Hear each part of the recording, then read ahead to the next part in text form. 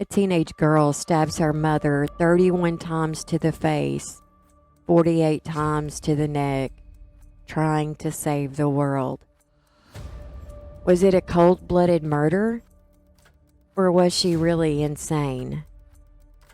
Join me as we take a look at what was going through the mind of Isabella Guzman.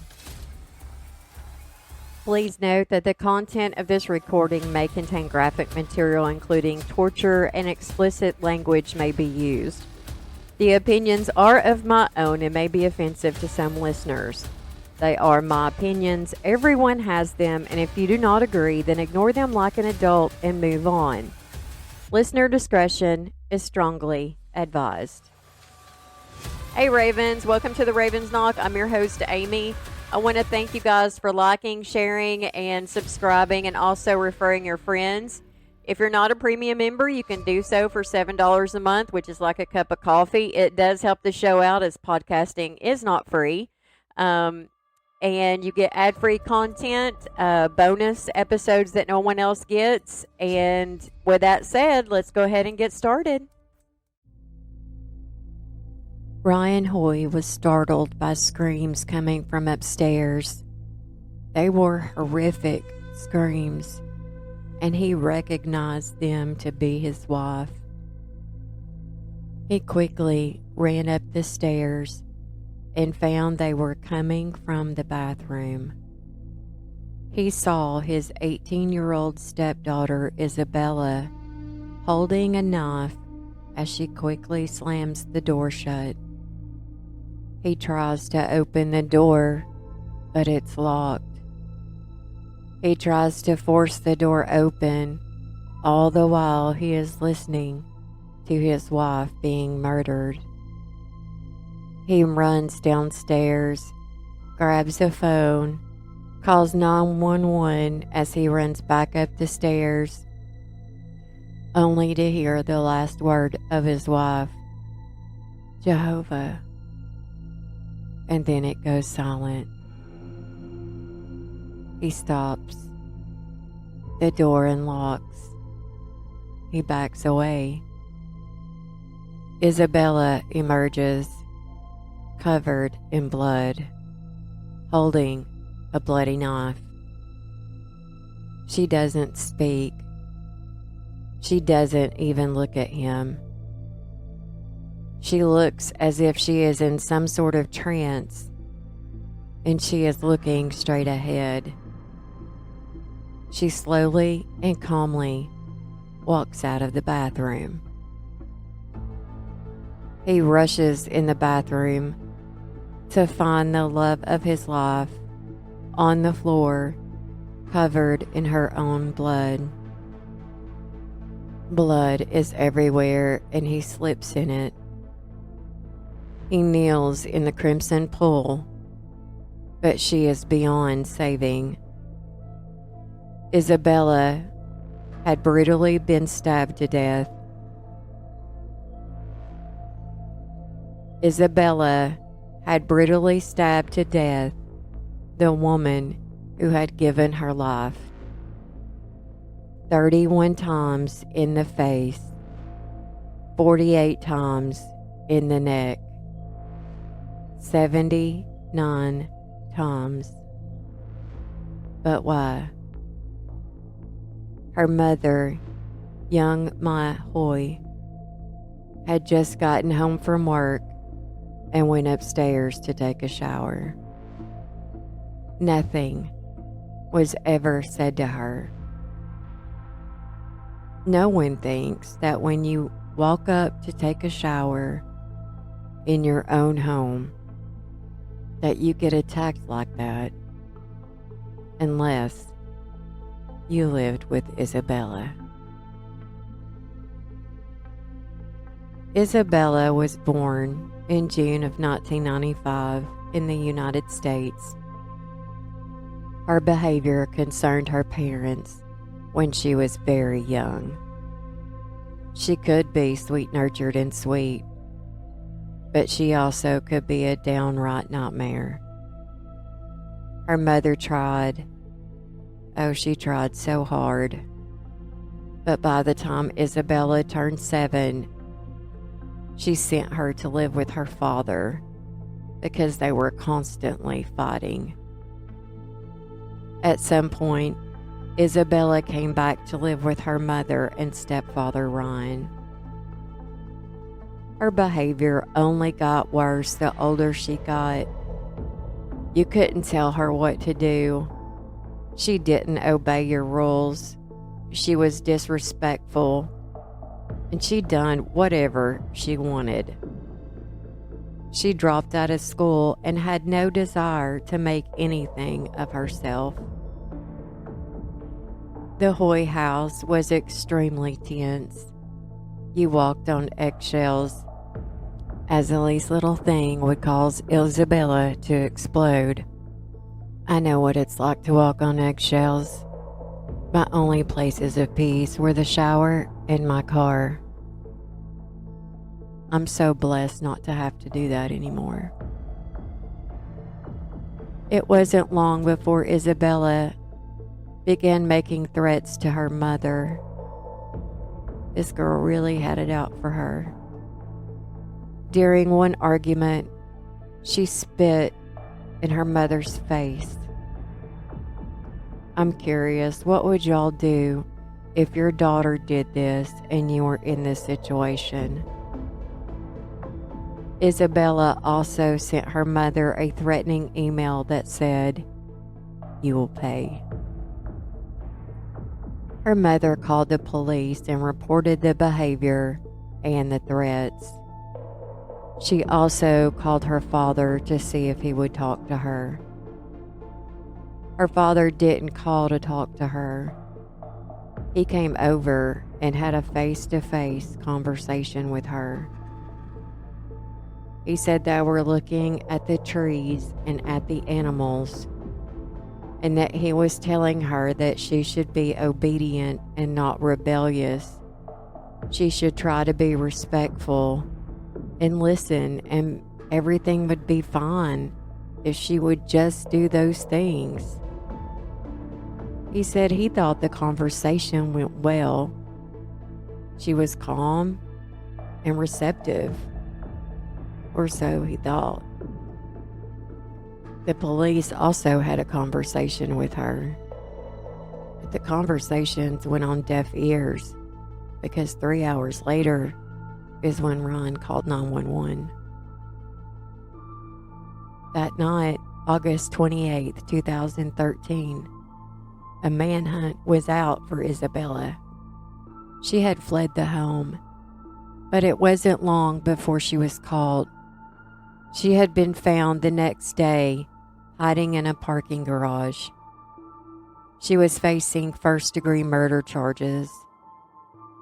Once in court, some people were stunned that a child could do this to her own mother. Some were outraged that a mother had called out to police and tried to get help, and this still happened. And some waited for the insanity defense. Of course, she had to undergo a mental evaluation to see if she was even competent to stand trial.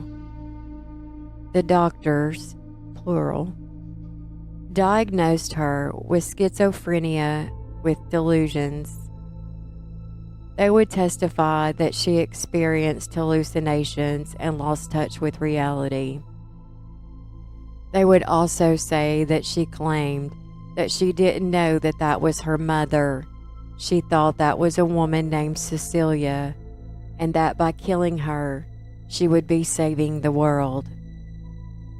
They stated her mental health had deteriorated and that she had been suffering more intense hallucinations and delusions, and they just kept getting more intense the older she got.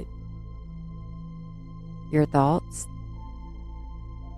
Well, here are my thoughts based on what I just told you. My problems with this is that she ran away. If you're trying to save the world, and in this case you did, then you would be a hero. So why are you running? My other issue is that she only had issues with her mother. So you're telling me that she only had hallucinations around her mother. I'm not sold.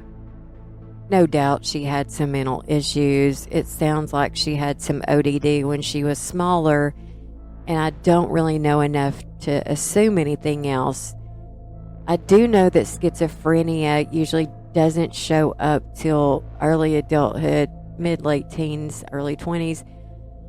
And she also sent that threatening email to her mother, which shows premeditation and intent.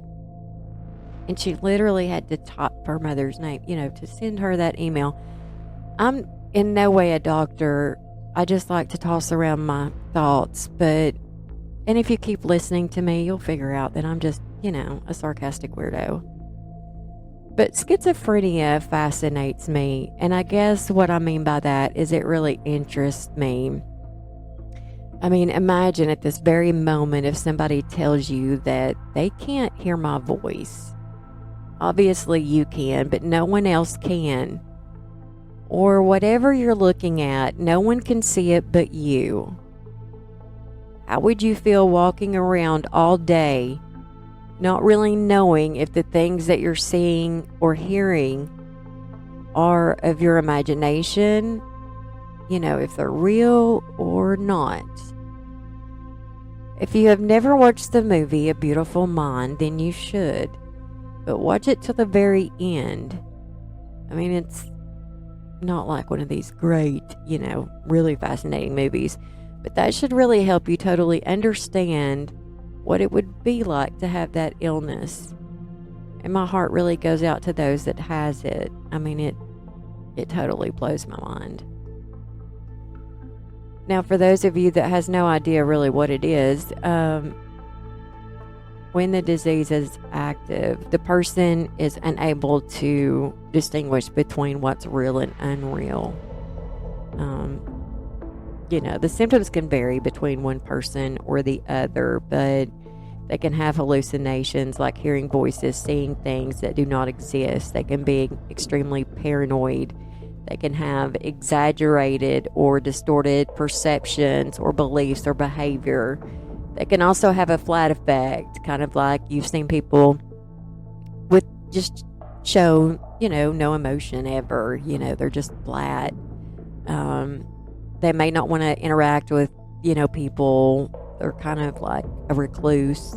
They don't have any desire really to do things. And they don't really experience pleasure like you and I would. They can have confused and disordered thinking and speech, trouble with logical thinking, and they can have some bizarre behavior, abnormal movements. Cognition is another area of functioning that's affected. They can have problems with attention, concentration, memory. Now, most people with schizophrenia are not any more dangerous or violent than people like you and I, but they may be more vulnerable to being victims of crimes. Now, as far as the delusions, they can think that people are out there to get them.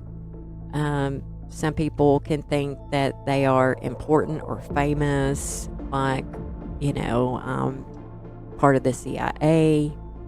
They can believe in like signs like billboards talking to me, sending me a special message, or that something outside is controlling my thoughts, like that I've got a chip implanted in my head, something like that. So that kind of gives you kind of an idea of schizophrenia, and then the schizophrenia with the delusions. So in September, she had an arraignment hearing. They literally had to drag her out of her cell. And once she got into court, she decides to make faces, points at her eyes, and smirks at the camera.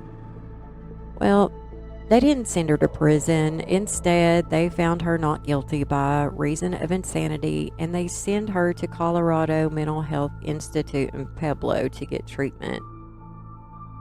In 2021, she was granted a temporary release to attend her therapy sessions outside the hospital wearing a monitor.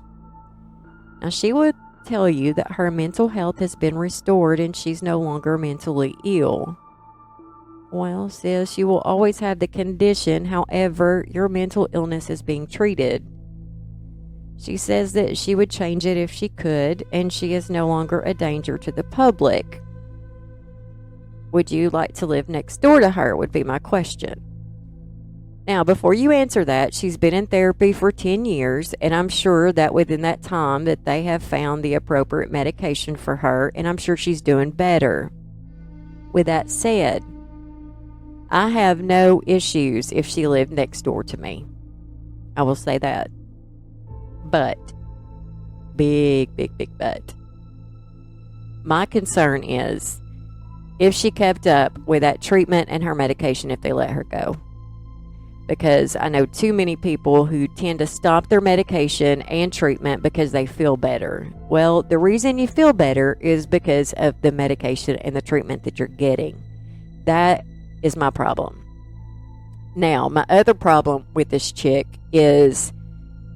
now, for instance, if she really was guilty by reason of insanity, like if she really was insane when she done that, I would have no issues with her living to me next door as long as she kept up with her treatment and medication. Okay, now that I've got that out, my issues with her, on another hand, would be... One reason why I would not want to live next door to her is because I don't think she was insane at the time that she killed her mother. Now, I haven't read her doctor's report, so I don't have the whole story. All I know is what I'm telling you. I'm telling you exactly what I know. And based on what I know right here, I don't think that she was insane at the time that she killed her mother based on what I have. The main reason is the fact that she ran. So when you run, you know that what you've done is wrong. Why would you run? And then another reason I'll tell you is at the very end. And again, I write this as I get it, and I put my opinions in here as I'm getting them. Okay, so it's not like I know all this and then I go back and put opinion. I put my opinions in here as I'm getting this info, so they're genuine opinions. Just so you know this. So, anyway, so that's how I feel about that. Now, Isabella stated that she had been abused by her parents for years and that she was forced into religion of the Jehovah's Witnesses, and that she got out of that religion when she was 14, and that's when things got really bad. Okay, well, here's my opinion now. That just feeds my opinion. I think that she killed her mother out of the pure hatred that she had for her, and she was paying her back for whatever it was she had done to her or what she was doing to her.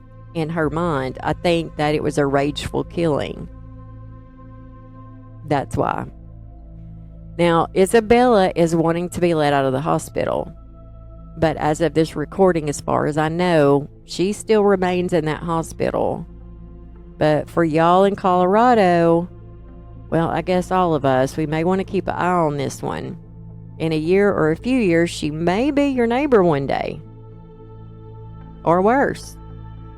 She could be a member of your own family. And that wraps up this episode. I know it was another short episode. I hope you guys enjoyed it. If you did, if you can like, subscribe, and share. Also, if you can become a premium member, I would appreciate it. It's only $7 a month. You get bonus episodes. Also get your episodes ads free. And this has been a Southern Sass production, and until next time, guys, avoid rest stops and be safe.